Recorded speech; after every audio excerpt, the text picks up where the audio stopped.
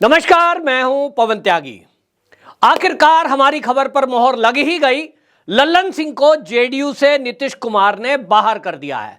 अब नीतीश कुमार ने अध्यक्ष पद खुद के पास रखा है। यह रणनीति पहले से तैयार कर ली गई थी और जैसा मैंने आपको पहली वीडियो में बताया था कि नीतीश कुमार की एक ये आदत है कि वो अपना फैसला अपने फायदे का करते हैं। चाहे कुछ हो, उन्हें कुर्सी चाहिए और कुर्सी के लिए वो कुछ भी करते हैं। लेकिन जब मामला हो पलटी मारने का तो उसका इल्जाम किसी दूसरे पर धरते हैं ताकि बदनामी उनके सिर ना आए। और इसलिए बलि का बकरा वो तय करते हैं।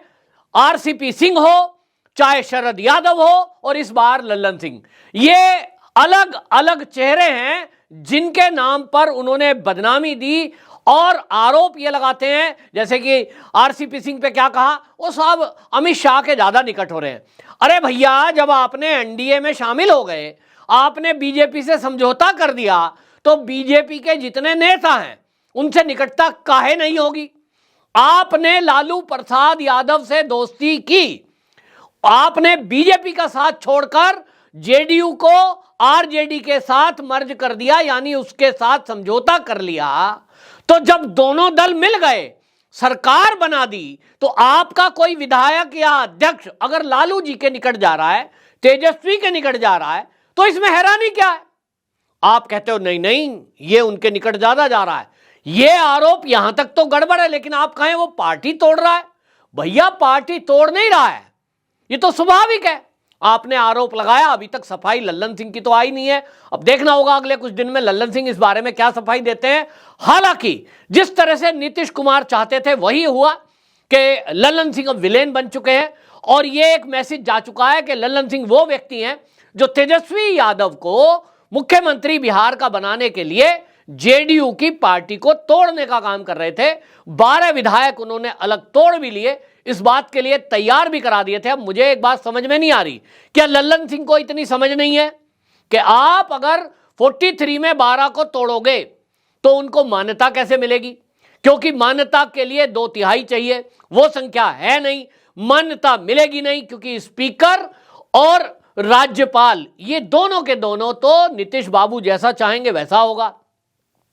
अब कुल मिलाकर के ये हो चुका है कि पार्टी में अब 2024 का चुनाव होना है, टिकटों का बंटवारा होना है और अब अगर विधायक कोई छोड़कर गया, बाउंड कर दिया गया है, तो नीतीश बाबू अध्यक्ष बन गए हैं। जिसको चाहे पार्टी का पद देंगे, जिसको चाहे वो पार्टी से बाहर का रास्ता दिखा देंगे और इसीलिए अध्यक्ष पद अपने हाथ में रखा है। और अब आपको बता दूं, जैसा मैंने कहा था कि असल में मुझे जो सूत्रों से पता लग रहा है, पहले मैंने आपको बताया था कि नित्यानंद राय को मुख्यमंत्री बनाने का प्रस्ताव है भारतीय जनता पार्टी की तरफ से। बीजेपी की एक ही कंडीशन है कि भैया हमारा मुख्यमंत्री बने, तो हम सोच सकते हैं, ये पार्टी शीर्ष के कुछ नेताओं का कहना है कि भाई अगर नित्यानंद राय नहीं कोई और हो सकता है। लेकिन मैंने इस बात को देखते हुए कहा था, क्योंकि यादव कार्ड खेलने में जो लालू प्रसाद यादव है उसकी काट कैसे की जाए, इसमें भाजपा के शीर्ष नेताओं ने कुछ ये नाम सुझाए थे। अब सम्राट चौधरी अपना एक दावा कर रहे हैं और उनका दावा में दम इसलिए है क्योंकि वो जमीन पर उतरकर काम कर रहे हैं। सम्राट चौधरी बीजेपी के अध्यक्ष हैं और उनका कहना यह है कि हम तो अपने बेस पर चुनाव लड़ेंगे। बिहार की 40 लोकसभा सीटें हैं, हम तो 40 पर कैंडिडेट उतारेंगे और 40 की 40 जीतेंगे। अध्यक्ष के नाते उनका यह दावा बिल्कुल अपनी जगह ठीक है, लेकिन मैं अगर सर्वे की बात करूं, व्यक्तिगत रूप से जो अपना हिसाब में देख रहा हूं, तो 30 जो भारतीय जनता पार्टी के सांसद हैं बिहार में, वो अपनी सीट जीत सकते हैं। उसके अलावा हम पार्टी है, एक सीट तो उनकी पक्की ही है और इसी तरह चिराग पासवान है, उनकी पार्टी से भी एक सीट तो पक्की ही मानिए और जो है बाकी दूसरे दल से 2 सीटें आ सकती हैं। यानी कुल मिलाकर 30 के आसपास भारतीय जनता पार्टी अपने बल पर वहां आ सकती है। आज अगर चुनाव होते हैं, विधानसभा भंग हो जाती है तो, नहीं तो 2025 में अपने बल पर भारतीय जनता पार्टी पूर्ण बहुमत पालेगी। यह आज की स्थिति है, क्योंकि वहां लालू प्रसाद यादव के साथ अब जेडीयू की भी मट्टी पलीत है। अब ऐसी कंडीशन में भारतीय जनता पार्टी किसी से गठबंधन क्यों करे? नीतीश बाबू की उन्हें जरूरत ही नहीं है। 2024 का चुनाव सर पर है। बिहार की पॉलिटिक्स में, बिहार की राजनीति में यह जरूरी है कि बिहार की सत्ता पर भारतीय जनता पार्टी स्थापित होना चाहती है, कोई भी पार्टी चाहेगी, तो वो इस कंडीशन में जो आज की कंडीशन है वो फजीयतबाजी क्यों चाहेगी। हालांकि इससे एक फायदा ये होगा कि 2024 का जो चुनाव होगा उस 24 में विधानसभा का चुनाव अगर साथ साथ हो जाता है तो इसका फायदा बीजेपी को मिलेगा। अब उसके लिए तो दिन बचे नहीं है, लेकिन ऐसे में क्या गुंडागर्दी को रोका जा सकता है, क्या वहां बूथ कैप्चरिंग को रोका जा सकता है, इसको लेकर जो बात बताऊं मैं, तो वहां उस आज जो स्थिति है, अगर उसी स्थिति में चुनाव लड़ा जाता है तो आप समझिए कि एक तरफ एक कैंडिडेट होगा हर सीट पर विधानसभा में आरजेडी का, एक होगा जेडीयू का, तीसरा होगा बीजेपी का। फायदा किसको मिलेगा? 101% भारतीय जनता पार्टी को। तो एक नई रणनीति बनी है, नया एक समीकरण बना है, और इसीलिए कुछ लोग मुझे कमेंट में लिख रहे हैं, कुछ बिहार के लोगों के फोन भी आया कि भैया आप तो जो है नित्यानंद राय को मुख्यमंत्री घोषित कर रहे थे कि उनको बनाया जा सकता है। देखिए, वो कहते हैं ना, राजनीति संभावनाओं का खेल है और राजनीति में कोई किसी का दुश्मन नहीं है। आंकड़े हैं, पार्टी आला कमान का एक विचार था कि ऐसा हम कर सकते हैं अगर कोई संभावना बनती है, अगर नीतीश कुमार की पार्टी टूटती है। खुद से बीजेपी कुछ नहीं करेगी, लेकिन अगर मान लीजिए 30-35 विधायक खुद से टूटकर आ जाएं और महाराष्ट्र वाली स्थिति बन जाए और कोई नेता आगे से आकर यह कहे कि साहब हम तो बीजेपी का सीएम बनाना चाहते हैं, आप हमें अपने साथ मिला लो, बीजेपी को क्या दिक्कत है, बैठे बिठाए अगर बहुमत मिल रहा है। उस कंडीशन में कौन हो ताकि 2024 के चुनाव में लालू जी यादव कार्ड भी ना खेल सके। तो उस समय नित्यानंद राय मेरे हिसाब से लग रहा था कि सबसे सुटेबल हो सकते हैं, क्योंकि उनका नाम एक ऐसा है कि लालू जी ये नहीं कह सकते यादवों के साथ बड़ा अत्याचार हुआ साहब। आपका एक सीएम डिप्टी था तेजस्वी यादव बेटा, और देखिए उसको सीएम नहीं बनने दिया यादव को। तो यादवों की वोटों को भड़का कर अपने पक्ष में करने का एक नैरेटिव चलाने का चांस वो तब नहीं हो सकता जब बीजेपी की तरफ से भी एक यादव चेहरा ही खड़ा कर दिया जाए, भले ही बड़ा ना हो, इससे क्या फर्क पड़ता है। मोहन यादव अगर आप देखें मध्य प्रदेश की राजनीति में शिवराज से बड़ा चेहरा तो नहीं थे, कोई जानता भी, मतलब ऐसा तो नहीं कि जानता नहीं था उनको, उन्होंने काम पार्टी के लिए बहुत किया, लेकिन उतना बड़ा चेहरा नहीं थे।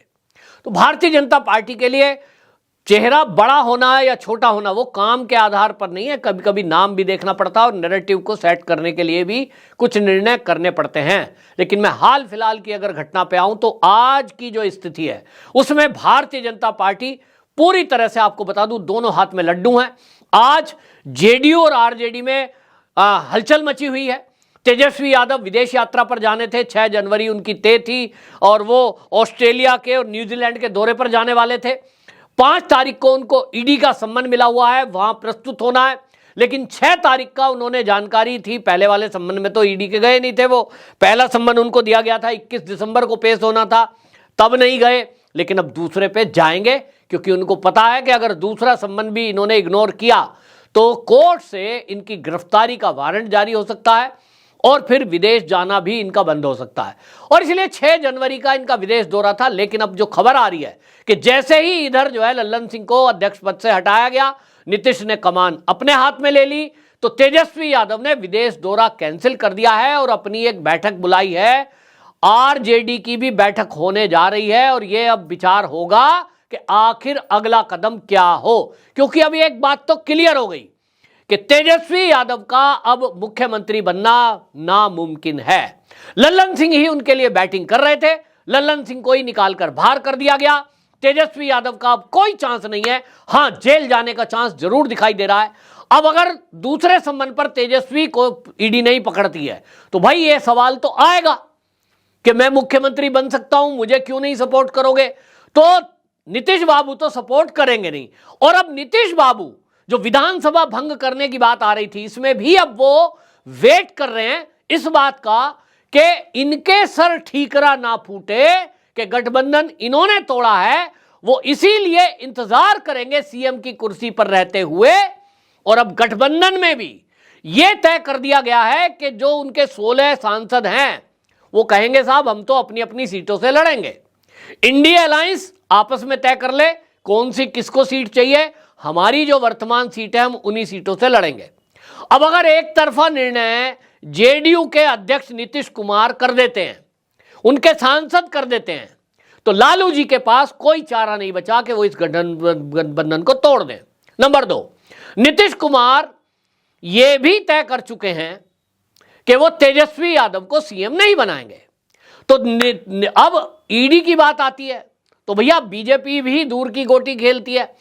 अब वो भी ईडी को क्यों कहेंगे अमित शाह कि भैया इसे गिरफ्तार कर लो, क्योंकि गिरफ्तार किया तो सिंपैथी वोट मिल सकता है। और इसलिए अब मैं बता दूं आपको, 5 तारीख में अब ईडी पूछताछ के लिए बुलाएगी। और मुझे जो लग रहा है, ये मेरी व्यक्तिगत राय है, क्योंकि ईडी का अधिकारी मेरे कोई ऐसा नहीं है कि मुझे किसी ने कहा है क्या हो गए हालात, लेकिन मेरी जानकारी में जहां तक है कि तेजस्वी यादव को ईडी अब गिरफ्तार नहीं करेगी, पूछताछ करेगी। जो उनको पूछताछ करना है शाम को छोड़ दिया जाएगा। यानी तेजस्वी यादव को मुख्यमंत्री का सपना एक बार फिर से दिखाया जाएगा, ईडी खुला छोड़ देगी, उनका यह सपना जारी रहेगा और वो कहेंगे भैया मुझे सीएम बनाओ, तो नहीं तो हम समर्थन वापस लेते हैं। और यह समर्थन वापस होगा। समर्थन जब वापस होगा तो विधानसभा भंग होगी। नीतीश बाबू ये ठीक रहा, लालू के सर ही फोड़ेंगे। देखो भाई, हम तो चाहते थे सरकार चलती रहे, इन लोगों ने सरकार गिरा दी, समर्थन वापस ले लिया, विधानसभा भंग हो गई।